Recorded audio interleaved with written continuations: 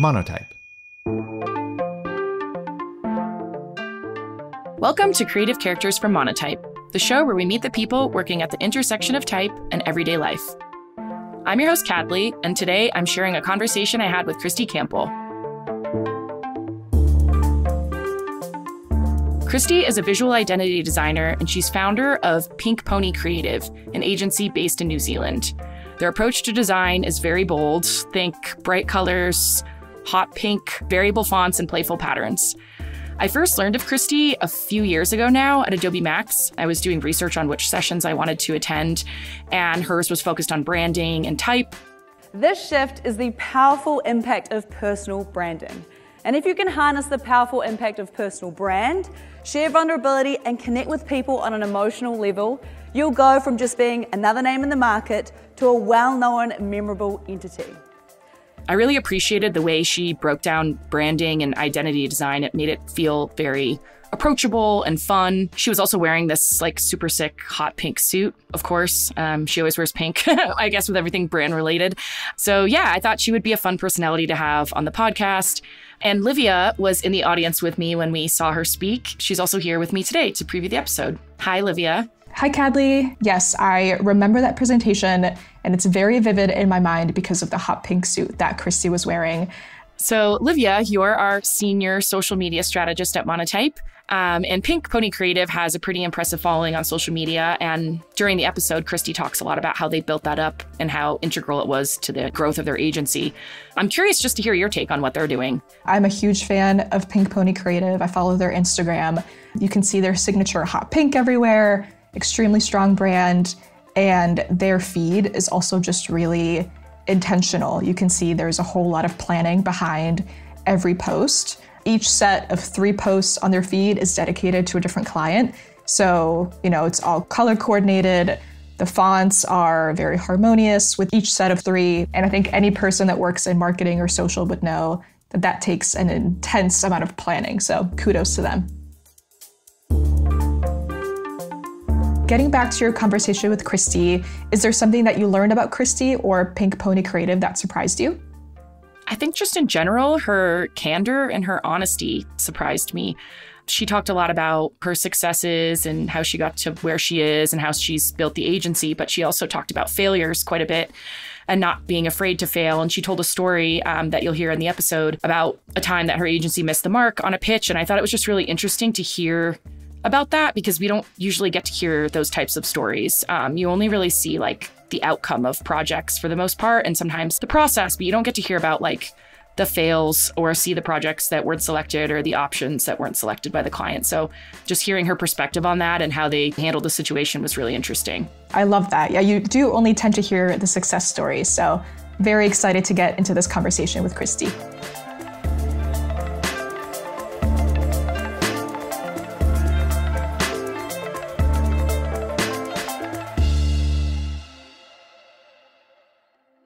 Welcome, Kristy. I'm so happy to have you here on the podcast today. Thank you. Thank you for having me. I'm excited to be here.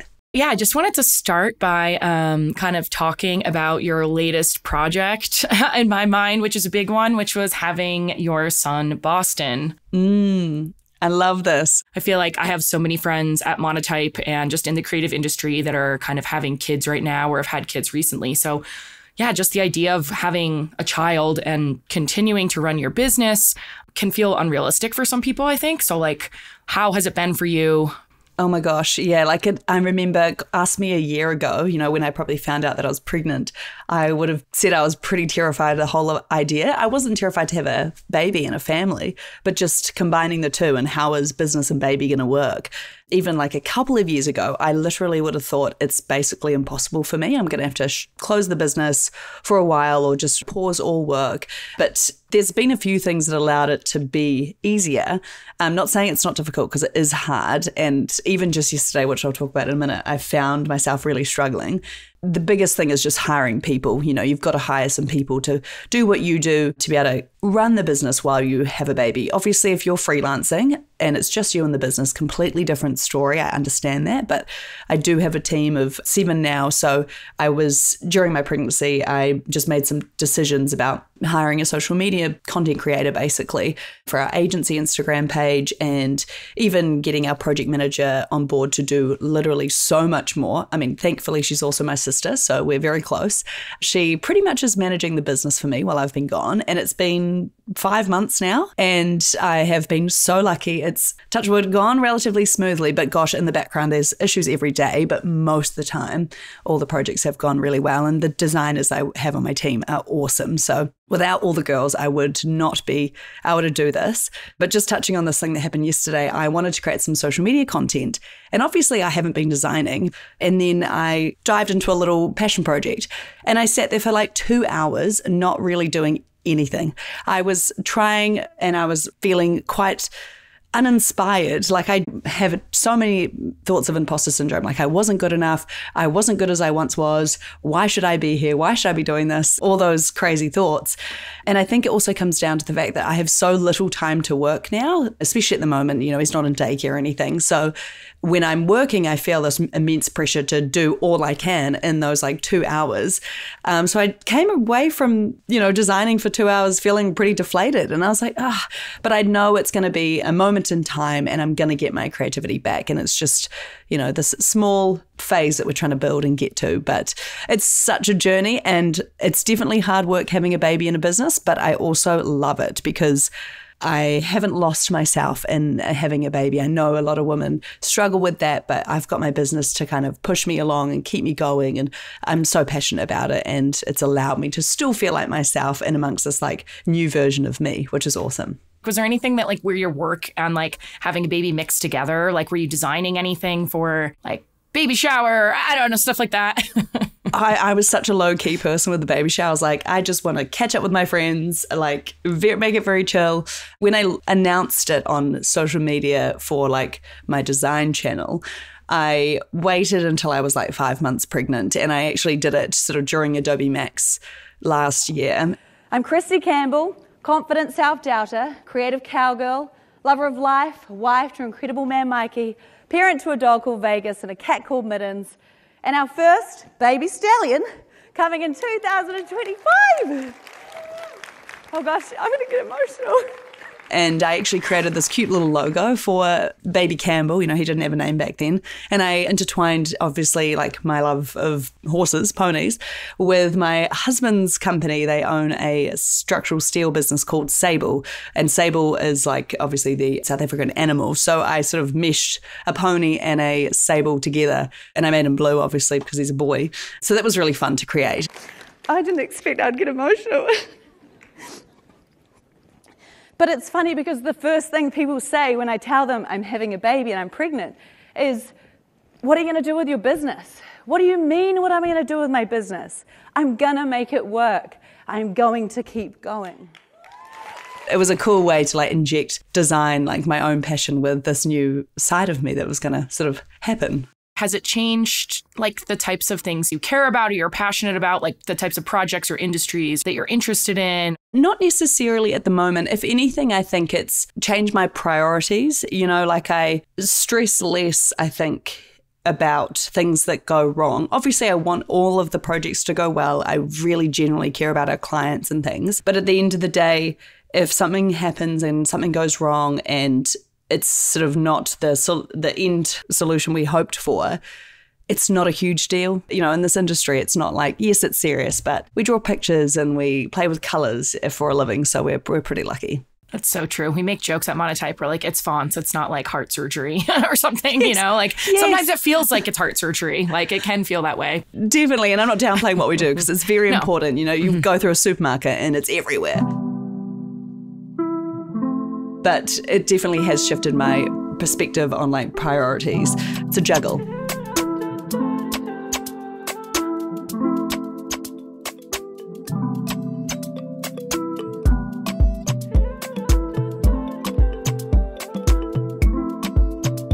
How did Pink Pony start, and what sort of inspired your leap moment in going out on your own to start your own agency? I did the classic, went to university. I graduated in 2014. I went and had an experience at working for other businesses. I think I had 3 jobs in the space of about 7 years. I did travel a little bit in between there. So I kind of did all the cool young things I wanted to do. And the business I was working for in the last company as an employee, it was a one brand company. I was designing in the same 3 colors, the same 2 fonts for 2 years in a row. I liked the job. The people there were awesome, but it wasn't creatively challenging for me at all. I was pretty uninspired every day. Like I was like, oh, I just feel so drained by what I have to do. So I decided, I was like, what better way to try and refresh my creativity than to do this 100-day design challenge and just to create a piece of work every day for 100 days, of course, and post it on Instagram to keep myself accountable. And actually, like just before that, I did try applying for other jobs. I applied for other senior positions, and I even had a few interviews at businesses that I would have said were my dream companies to work for, like quite a big fashion brand in New Zealand. And I got this interview and they said I might have been too experienced for the role. I was like, oh, what am I doing? I'm getting these interviews, but I'm not getting anywhere. So that's when that challenge came up, really. Decided to put it all on Instagram just to keep myself accountable. And I was like, this will be a fun little portfolio. And then when I opened the Instagram account, I didn't want to just call it Kristy Campbell Design. I was like, maybe this could go somewhere. So I gave it a fun name. I didn't think too much of it, and then just started the challenge. And then probably about day 80, I had someone just message and they said, I love your stuff. Like, can you design me a logo? And I probably had 800 followers at the time. It wasn't many. Well, it was a lot, back then. And then that was when the light bulb moment went off that I thought I could probably do this as a business, as a job. And I was really lucky because when I decided to maybe take it further and build it as a business, I went to my current employer at the time and said, hey, look, I'm thinking of starting a company. How would you feel if I work on my business, Pink Pony, on a Friday and I work for you guys 4 days a week? Because I had this gut feel that I had sort of done all I needed to do in that company, and it was during COVID. And they actually were like, this works out for us as well because we don't have the budget at the moment to pay you full time. So it's a yes. And then we just slowly but surely progressed down. I did 2 days for Pink Pony, 3 days for this business, down to, it got to the point where I was doing 1 hour for this business in amongst Pink Pony work. So I was very lucky to have such a gradual stepping stone into my freelance career, because that is the hardest and scariest part of it all, is that jump from the security of a real, a full-time job into working as a freelance. The biggest thing above your head is, will I have enough clients to pay for my rent, to pay for my bills? That was a scary moment, but that's when I just decided to go for it, and it all worked out. It was during COVID, and I think we all remember how many businesses were popping up left, right and centre, new little companies, baking businesses. They all needed a logo. So I think it worked for the best. It was the right time, right place. TikTok started to blow up. I started to post on it. All of those things, they kind of all intertwined and started to kickstart Pink Pony as a business. That was 5 years ago. So business is about 5.5 years old now. Amazing. When you were first making that transition, were you seeking out new clients, or was it for the most part just like word of mouth and you were getting enough on social media that you were able to sustain? It was hugely word of mouth. My dad has been my mentor, which is I'm so lucky for. He's an amazing businessman. He's retired now, but he's done a lot, and he believed in me a lot, and so did my husband. And because of my husband's business as well, I had the 2 perfect people kind of driving me and pushing me. So I was very lucky in that sense. And they both believed in me, and they said word of mouth is obviously one of the biggest and best ways to get clients. So I really relied on the people I'd actually worked with in the past. And the way I did that was simply just my personal Facebook. I just shared that I was starting my own business and I was available for hire. And then the social media side, obviously, I just kept building that up and kept getting inquiries. But I'd never started a business before. I had no idea what I was doing. What is scary is the fact that now you have to completely back yourself in what you do, and it's only on you. Like, you have no intermediate designer, senior designer, even a marketer to say, hey, look, what do you think of this before it goes out live? So you have to understand that you're going to fail.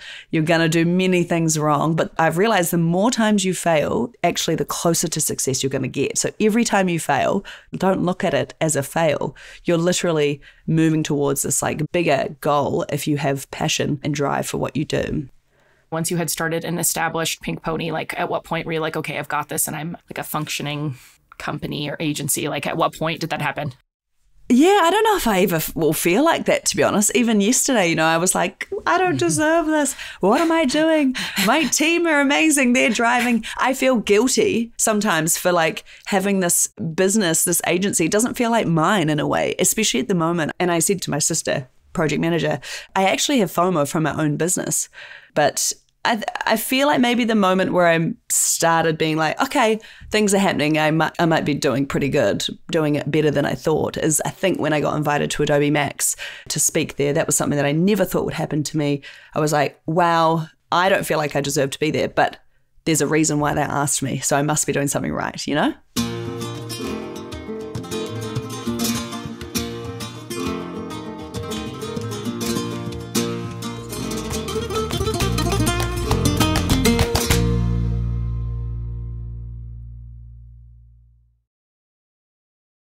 With imposter syndrome and creatives, it just like really does never go away. Never. I think I've heard that same thread from like everyone.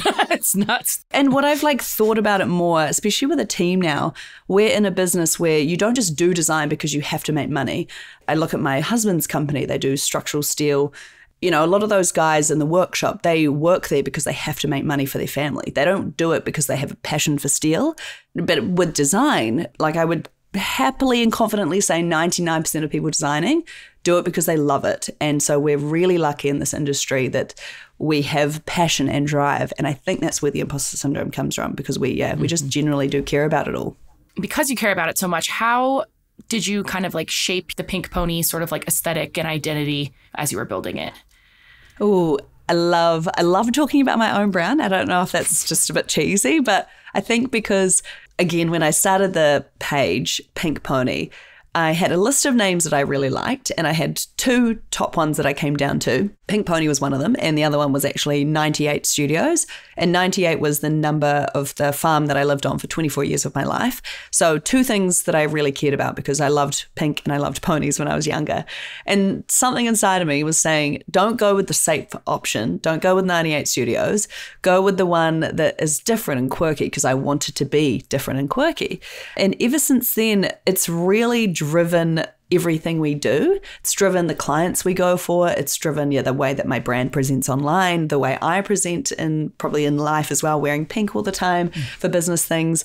This brand has really become like the driving factor of a lot of things in the business. I also think part of it is because it's coming back to me as a person. So Pink Pony couldn't be more me if it tried to be. And I think my friends are all like, Kristy, this business is so you. And I think, again, that's where a lot of the passion and the drive come from, because it couldn't be more me. And it's gotten this far, if that makes sense. Is there a Pink Pony like formula? I like this because I'm actually writing a speech for Adobe Max this year, and I'm talking about this. And as a creative, I've always struggled to put into words how I create, especially with the team. That was one thing I really struggled when I employed someone. They would sort of show me a piece of work and I would look at it, and I couldn't tell them what I wanted to do as such, but I found it way easier just to jump in the file and start working with it. I couldn't explain what I was thinking and feeling. I just have this like unconscious competence of like just going for it, and I can't explain what I'm doing. And I feel like a lot of other designers could be in the same boat, like it just happens. So with these speeches that I've been doing with Adobe Max and other conferences, I've really had to evaluate what I do and try and put it into words. And so the formula that I feel Pink Pony is known for now is having this personality-packed brand where we look at every single touch point and piece of visual in a brand and add a personality to it that would fit that client. It's almost like how people create logos and they use the brand noun formula, where they might create a list of brand nouns that suit the brand. We do that in a sense for Pink Pony as well, but for the whole visual identity. But then we just go deeper and deeper every time. Even the way that we frame images within a company, within a visual identity, is all tailored to that client. So we're really looking at every single aspect and visual that we can possibly make for this client. The formula is just, we all very much do work on this idea of like, we want to push the boundaries and create an aesthetic that is quite different to what people might typically see in an industry. I think people think we only do playful and out there. A lot of people think we only work with pink, but there's so many pieces in the business and clients we work with that are so much more than that. We do actually work with quite a lot of corporate companies. We work with coffee brands and things like that all want to also push the boundaries. So I think that's where, I guess, the formula is almost like in this box, and it's like the pushing the boundary box. And hopefully that answers the question. It does. Yeah. I think that is really what makes like really standout work. When I think about like at Monotype, we have the Type Trends report, which is a little different this year, but the projects that typically stand out to us, or the agencies that stand out, are the ones that are creating work that feels unexpected or like really personality driven. Like the unexpected, that's like the magic sauce, I feel like, in like most of the successful design that we see. Yes, definitely. And I think it's also like limiting beliefs. You know, we all think that certain products or services should look a certain way. Even me, when I started Pink Pony, I thought I did for a second box myself in, thinking I need to go with the safe option because that's the professional option. I literally had some people laugh when I told them I had a company called Pink Pony. They were like, oh, that's kind of interesting. My accountant, love her. When I first called her up inquiring about, you know, having her as my accountant, she was like, oh, Pink Pony? Like she was a bit like taken back. Obviously, being an accountant, you're probably a bit more streamlined.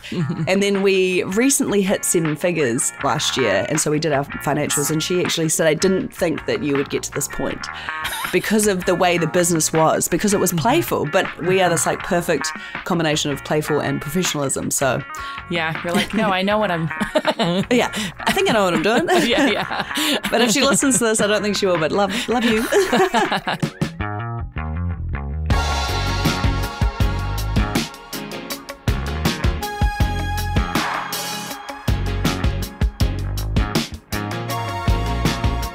Starting your own agency, all of those other pieces of admin and accounting and stuff, I would imagine that's a challenge as well. Yeah, I think every freelancer goes through that. We go into it for the design. We don't know anything about accounting. I didn't know how to create processes, and I didn't know what a system was, and I didn't know about sales at all. Sales still scares me a little bit. So learning all that has been such a big learning curve, but you have to like approach it with, again, the idea you're going to fail and you're going to get things wrong, but you're going to learn along the way.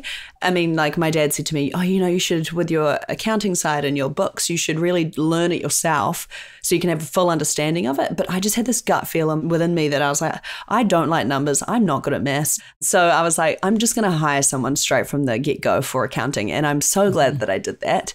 And she's been awesome. So thank God for her. When you were starting Pink Pony, like where were you finding inspiration outside of design, or where do you find inspiration outside of design now? I think now hugely a lot of inspiration comes through Instagram and TikTok, just because you are on those platforms a lot. You're following the designers that you love, so you see what they do, and a lot of inspiration comes from that. But also just like day-to-day life, walking through a supermarket, you know, even now as the company has grown and I have a team, I actually do look for a lot of inspiration within my previous work and also my team's work, because it is the driving factor of like Pink Pony and the aesthetic that we go for. So the classics, your Pinterest, your Behance, all the above. You know, Instagram and TikTok, how important have they both been in your growth? Oh, hugely. Even LinkedIn now. I never thought I'd be a LinkedIn girl, but I definitely am now. Has been the driving factor of our lead generation. And it still is, which is somewhat a little bit scary, but we are across like TikTok, Instagram, LinkedIn, Pinterest, even YouTube Shorts now. It's been huge. And I think for Pink Pony, it's not only brought in clients, but it's allowed me to understand that there's so much more to even being a designer than just our client work. Like obviously, you know, now a lot of people sell templates online. They have things they can download and sell and etc. So that's a really awesome part. I started working with brands, collaborating with social media posts. You know, I worked with Astute Graphics and Adobe and things like that.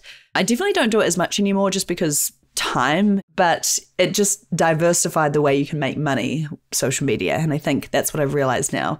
If you can build an audience, you can actually sell a lot of different things through that audience. And even things like speaking engagements. Again, I never consider myself as a public speaker, so getting those opportunities, and now I love it, has been something that is so refreshing and so challenging. And I know you have 2 accounts. So you have Kristy Campbell, Instagram, and I'm not sure if it's the same on TikTok, but then you also have Pink Pony. How do you balance showing like yourself versus the work in those 2 accounts? I started with just Pink Pony Creative, the Instagram and the TikTok. And then when I brought on a team member, I felt really weird about posting my team member's work and people thinking it was still wholeheartedly mine. I felt like, yes, they were working for me and they had this the Pink Pony vibe, I guess, but I still felt funny. I was like, I just feel so unauthentic. She should get the spotlight for what she's doing as well for her work. So I decided to split them, and I had Kristy the Pink Pony and then Pink Pony Creative as 2 separate accounts.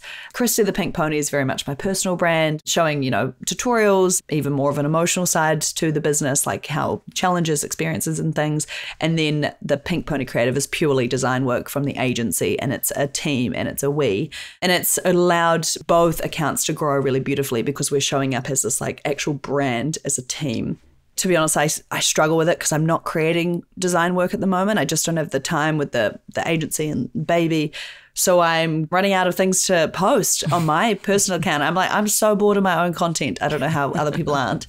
So that's a challenge. Everyone's like, just post your agency's work. But I'm like, but it's not actually designed by me anymore. Yes, it's got the ethos of me, but it's not actually mine. So I feel really funny about it. Yeah, that's an interesting thing to wrestle with.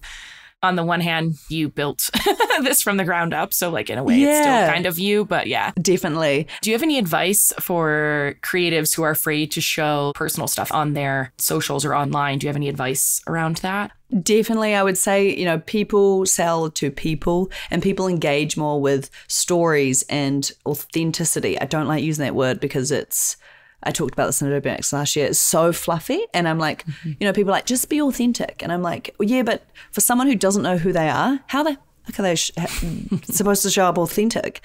So trying to figure out how to show up online authentically, try and dig deeper into who you are. Yes, there might be this client project, but what was the challenges behind that project? Was the client struggling to say, yes, let's go ahead and move forward? Or was there, 20 rounds of revisions that you went through? All that stuff is actually almost far more interesting, the actual project at hand. So if you can try and dig a bit deeper into your story, your challenges, your failures, and don't be afraid to share them, because I think that's where you start to open up everything. And you really, yes, you are more vulnerable to exposure and for people to sort of come to you for who you truly are. But at the same time, you've got more openness for people to connect with you on an even deeper level. And that's where people will really engage with your brand and want to be a big part of it. I mean, James Martin is a good one when he sort of told his story about his, drug addiction and alcohol addiction in the past, and people connected with that on another level. If I can help people get through a really tough situation by opening up about my own tough situation, I think that creates more of a connection than any logo will ever do. I spoke at Creative South and he spoke there too, and he talks about that in his first couple of minutes of his speech, and he ended up crying on stage, and it was this beautiful moment where everyone was cheering for him and saying, we love you, James, and that's the beauty of it. That's where people really connect with you. I think Alan Peters is another one, his story about how he got shot, which was an insane story, and he's shared that online and people just connect with it so much deeper, and they really get to know you as a person alongside your work too, because at the end of the day, no one else is going to be like you. So all your experiences add up together. And if you can share that, it's just going to connect people even more. It's true. It's interesting. That's something we noticed at Adobe Max the past couple of years. I've cried in so many sessions. All of the monotype folks, we've all joked. Kind of joked about that after. We're like, that wasn't really expected. You go to a session and you hear a really personal story. And yeah, those are the stories that are still standing out in my mind a year or two later. So clearly, yeah, it's human connection. Exactly. It's beautiful. I mean, last year, I I'm no Beyonce, you know, when she like was on stage and she rubbed her belly, but I, at the end of my speech, announced that I was pregnant. It was like this really beautiful, it did intertwine with my speech because I was talking about personal branding, and I ended up crying on stage quite a lot. And like, I will never forget the audience's reaction and the way it made me feel. Like, it was honestly incredible. And I had multiple women messaging me saying that was the inspiration I needed to say that you can have a business and have a baby. Like, you know, we can do these awesome things. We are like big, powerful women. It was a really, really cool moment. I will never forget it. It was amazing. It's a special place, Adobe Max. Oh, it is. I love it. It's the best week of the year, honestly. When they invited me back this year, they were like, you know, we know you have a small baby, so we get it if you don't want to come. And I was like, oh, I'm coming. I was like, I don't care. I'm going to bring the baby. Is he going to be on stage with you? Oh, I wish, but sadly in the conference centre, no one under 18 can go. So he's going to be in LA. I'm taking an entourage with me this year to make it all happen, but he won't be in the conference centre. Okay, that's too bad. Yeah, that'd be fun. I know.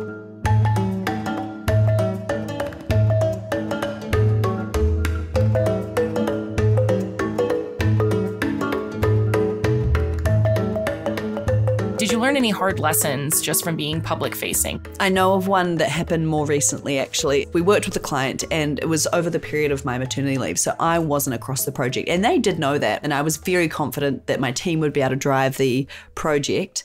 We delivered the proposal. It didn't land at all. And then I said to them, look, we'll redo this, no extra charge. I want to make it right for you.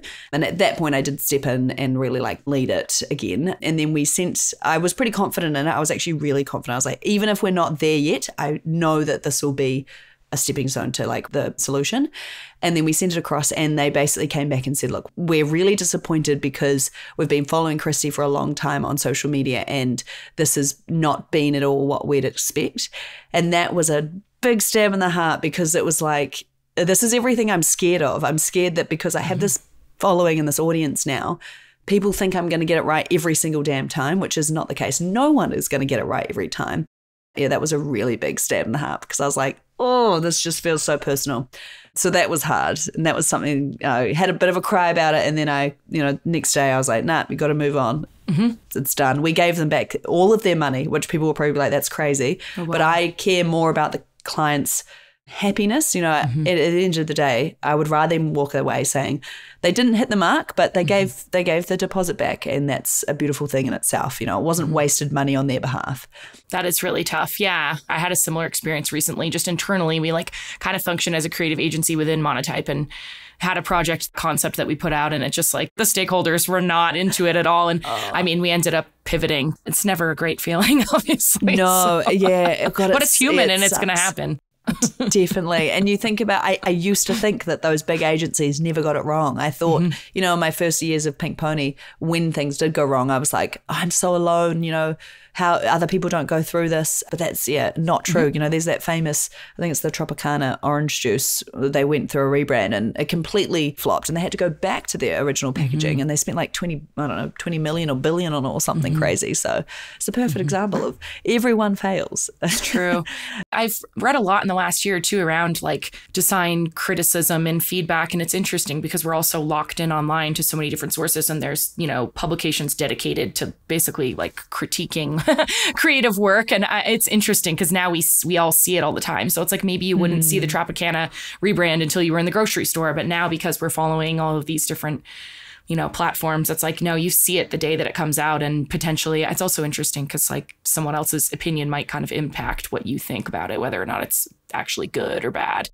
Yeah, for sure. And with design, no matter the design, it could win an award for the best design in the world, the best design in the entire world, there is going to be a whole group of people who have something to say about it. So it's a really tricky one. It's something that takes a long time to get comfortable with. It's just the whole idea of well, what if people don't like my work? What if people hate what I do or it doesn't get well received, Taylor Swift, she's the best in the world at what she does, really. At the end of the day, she's making a shit ton of money, but she's got a huge group of haters too. So it's true. Yeah. If Taylor Swift has haters, then no one else should worry about them.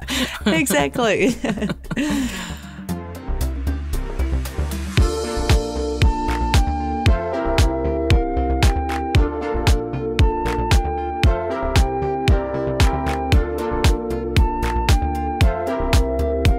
What are some of your favorite types of clients or projects? Like, what gets you excited? I love doing food and beverage design, even if it's just a passion project. I don't know what it is about food and beverages. It's just so fun to work with and to create for. I think because the possibilities are endless in terms of what you can do. So that's really fun. I used to think that my dream clients were beauty brands, but actually I've realized now that it's not at all really my true style that I love and adore. Something else that I love to do and work with, even like with my team, I think what I see them loving to work with is, again, just clients that want to be different and that they're okay to break the boundaries. And, you know, they might see all the other competitors in this kind of like realm of visuals of like what they do. But yes, we're here to really push the boundaries of the color palette, you know, maybe try this different supporting assets that make you loud and creative and, you know, confident.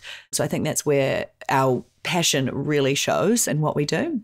Clients who are like daring or comfortable with like kind of standing out, is that something you look for or that you value in client relationships? Like, what makes a good client relationship? I believe it's this like perfect Venn diagram, and I call it the intersection. So it's the intersection of like the client, the audience you're trying to target, and also you as a designer. And it's that perfect little intersection in the middle that makes the dream project and the dream client. A lot of the time projects can sway where it does become client and target audience, and you just get left out because at the end, you know, they just keep asking for, I don't know, the blue, and you're like, well, the blue's not going to work for this brand, for this reason, etc. But they're like, no, I want the blue, and you're like, oh, and then it just keeps going to this point where it's not even a piece of work that you're proud of. You've barely designed it because they've had so much input. Mm-hmm. So you've got to have that like perfect trifecta of client, audience, and you, because at the end of the day as well, you are that missing factor that can like drive the project into being unique and being something different. You bring that magic. We love just working with clients who do trust us and what we do, but they also want to be a part of it. They also do want to like pick a mood board and say, I like this version, not this one. But they do at the end of the day trust us with a lot of their expertise. I think that's where, oh, you know, God, we all love working with clients who just love it straight off the get-go. I might have one or two small changes, but actually at the end of the day, the clients that have been a challenge and a struggle, I almost like more because we learn more from them, and that's when we actually grow. So yeah, those are the ones that push you to like create your best work. Yeah. On that note, how do you say no when something doesn't align with your vision, whether it's like a new client or project or even just like a decision that you feel strongly about? I'll be honest, like I'm not good at saying no. I love to say yes. I'm a people pleaser, so I want to try and do our best and see if we can get to a solution, even if I have a gut feel that this client could be a red flag. I have a bit of a like rule of thumb. If you go back to them like 3 times saying, no, we believe it should be blue for this reason, we'll show them, hey, look, this is what the blue looks like. This is what the purple looks like, you know, give them those options. And then most of the time when they see it, they're like, oh yeah, you're right. The blue doesn't work. Let's go with the purple. But we give them 3 chances. If they still are, you know, strongly going with their own opinion, that's when we'll just say, yep, at the end of the day, they're the paying client and they're paying you to do a job. So you've just got to make them happy. That is really the driving factor behind everything at the end of the day, trying to make them happy. Like I'd rather, you know, them be, yes, this is so great. I love it. Although if we're not as proud of it, we just don't show it on our portfolio. You know, it's as simple as that.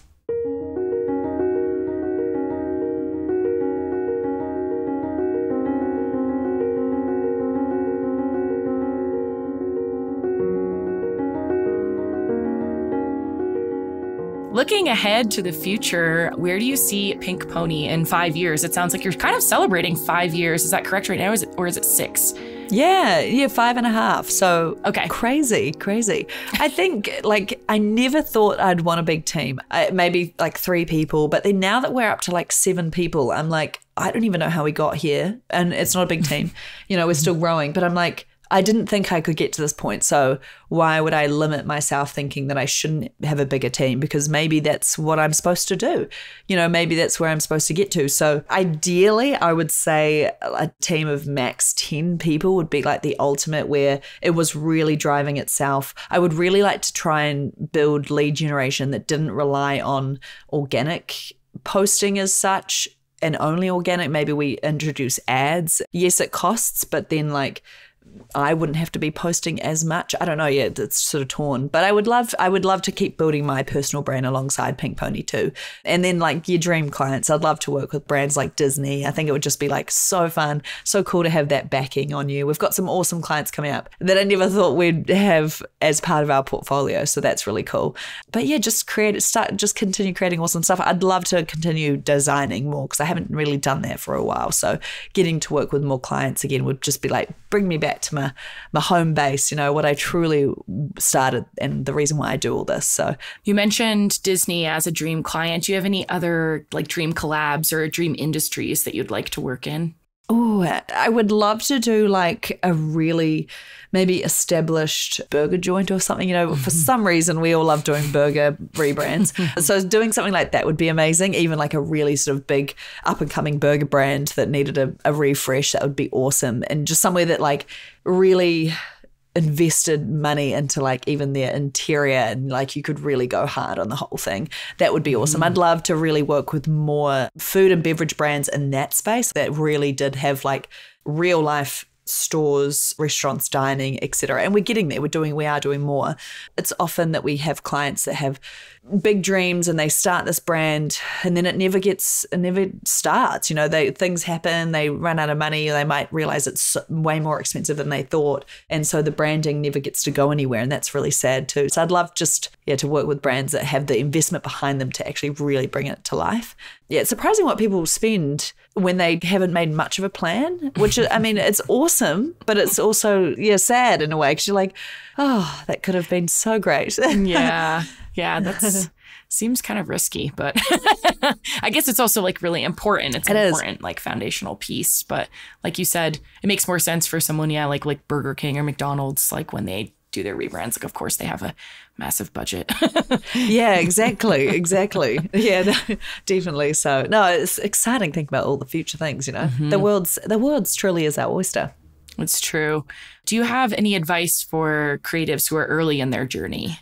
Always. So much. So I'm going to just pick some key points. One is get your ass on social media, whatever you're doing, even if it's just passion projects, get yourself out there because that is the doorway to opportunity. Even if it's just running in the background while you're working, you're doing university work, you don't know where that could take you. And I think that's truly where marketing is at the moment, is social media. It's that opportunity. You don't know where it's going to land and you don't know who's going to see it. So definitely do that. And also just understand that, design takes practice and perseverance. It takes a long time to feel like you're getting good. Don't be too hard on yourself when you're coming out of university and you're like, I can't get this first job. Maybe this isn't for me. Most of the people you see on, social media with big following and, have all these amazing things, they've had this massive career path that we haven't seen and we just think they've appeared out of nowhere. So just know it takes like a huge amount of time and effort and just keep going. If you genuinely love what you do, you will get to this point where you're like, okay, I think I'm on the right path now. And then as well, if you're trying to apply for a job somewhere, yes, make your portfolio like, all you can, have a set of 8 awesome projects, whether they're real projects or passion projects, but also show your enthusiasm and your skills in your own brand. Make it something like Pink Pony, where I thought, yes, it was kind of a personal brand at first, but turn it into this like fun agency where you're pitching yourself as this agency to somewhere you're applying. Like put all the time and effort into your own brand just as much as your portfolio pieces, because that's also where creativity can shine. I think, gosh, I see so many CVs now. It's crazy how many CVs and cover letters aren't designed very well. And I'm like, oh my God, like that is the first thing I see. And you've just like made no impact, first impressions. And I'm like, oh, they used Word for their cover letter? Really? They're a designer. Design it for me. Absolutely. Is there anything that you wish you knew 5 years ago? Oh, this is a real basic one. Anyone can do this. I didn't have an email sign up at all for a long time. And now I've sort of done it in the past 2 years. And I sort of thought, why would I need an email list? You know, why would I need that? And now I'm like, oh my God, like that's the only thing that I'm actually is truly mine. So I've been working on building it, and I've got just over 10,000, people behind my newsletter. Yeah, but oh my God, like I could have had so much more if I'd done it from the get-go. Easy thing to do. Don't forget about it. Yeah, get on your email and just have like a freebie that people can download. It's a good way to go about it. Don't be like me. Don't wait. Don't think it's not important, because it is. Do you have a go-to font right now?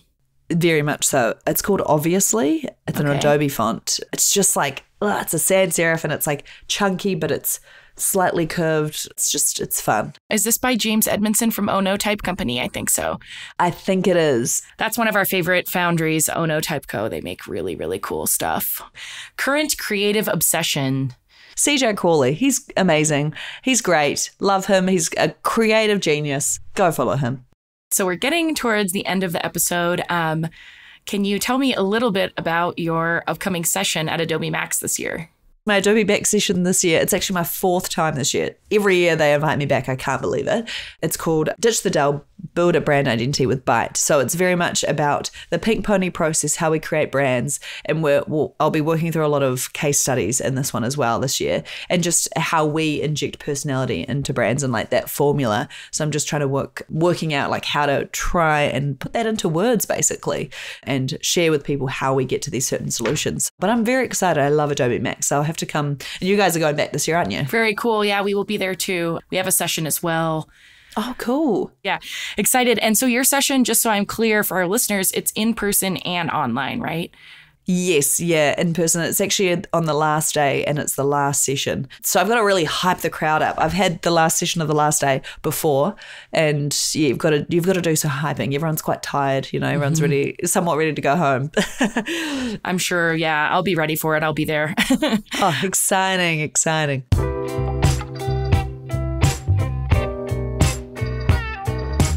Well, thank you so much for being here with me today and just, being really candid about your entire kind of career and experience.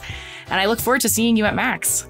Thank you so much, Kedley. It's a pleasure to come on the Monotype podcast. Honestly, it's always like whenever I get these, I'm like, oh, I'd love to do this. I've been following this for a while. It's a great opportunity. Yeah, so I really appreciate it. I had a blast. Great. The feeling is mutual.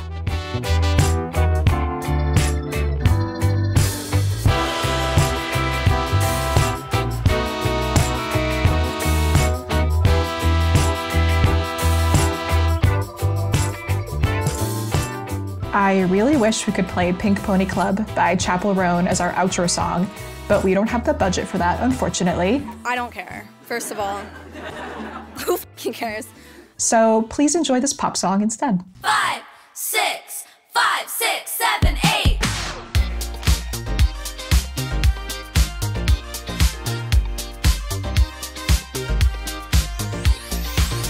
To see Kristy's work, check out @Kristy.thepinkpony on Instagram. That's KRISTY.thepinkpony, or follow Pink Pony Creative on Instagram. Thanks for listening. If you like our show, please subscribe, rate us, and share us with a friend. Creative Characters is brought to you by Monotype. It's produced by Christopher Olin and Mia Sullivan. We'll be back in a couple weeks. Take care, everyone.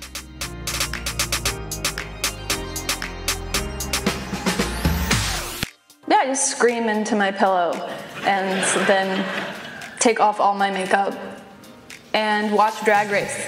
A drag queen? A drag queen? I am the queen of drag.